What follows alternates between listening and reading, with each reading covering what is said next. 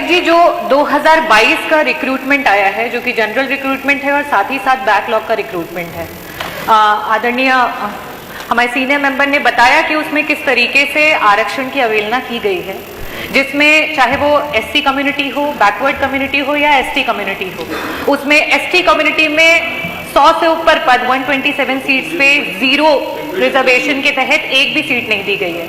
और जहां हम 27% रिजर्वेशन की बात करते हैं, वहां पर तो सीट एक तरीके से 10 से 15 सीट भी नहीं दी गई है। तो अध्यक्ष जी, मेरा ये कहना है कि ये मुद्दा विधान परिषद में भी उठाया गया था और उसके अलावा भारतीय जनता पार्टी के बहुत सारे जो हमारे नेता हैं, केशव प्रसाद मौर्य जी, कौशल किशोर जी, ब्रिजलाल जी, गौरी शंकर वर्मा जी और साथ ही साथ हमारे उप मुख्यमंत्री ब्रजेश पाठक जी ने भी इस मुद्दे पे बोला था कि इसमें एक्शन लिया जाएगा।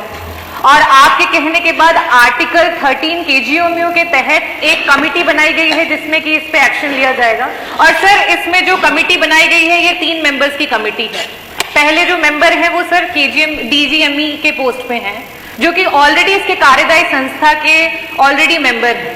दूसरे जो 2 मेंबर्स हैं वो आरएमएल के 2 प्रोफेसर्स हैं, जो कि इनके वाइस चांसलर के अंदर ऑलरेडी इनके अंडर में काम करते हैं।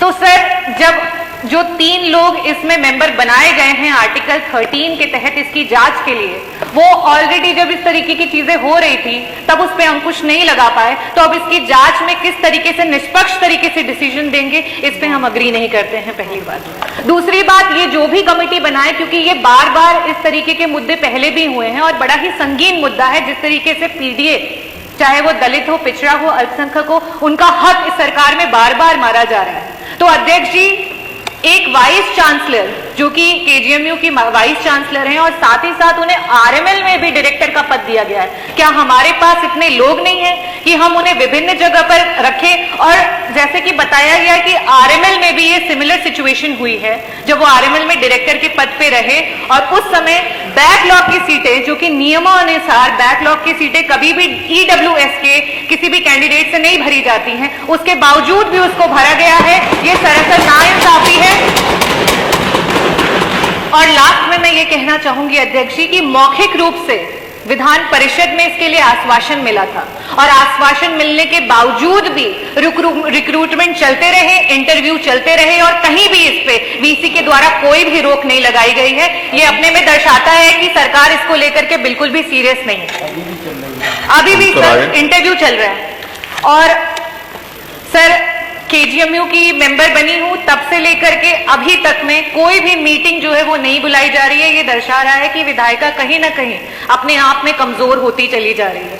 सर, वहां पे 2 टीम्स होती हैं, एक एग्जीक्यूटिव कोर्ट होता है, एक एग्जीक्यूटिव मेंबर्स का होता है और एक कोर्ट मेंबर्स का होता है। मैं आपके माध्यम से ये अनुरोध करना चाहूंगी कि जो भी सदस्य यहाँ सदन से वहां पे एज अ मेंबर चुन करके जाते हैं, उन्हें कोर्ट में जाने का अवसर मिले, ताकि इस तरीके के जो भी हरकतें हो रही हैं उस पे अंकुश लगाया जा सके। थैंक यू, धन्यवाद। धन्यवाद डॉक्टर। बहुत बहुत धन्यवाद।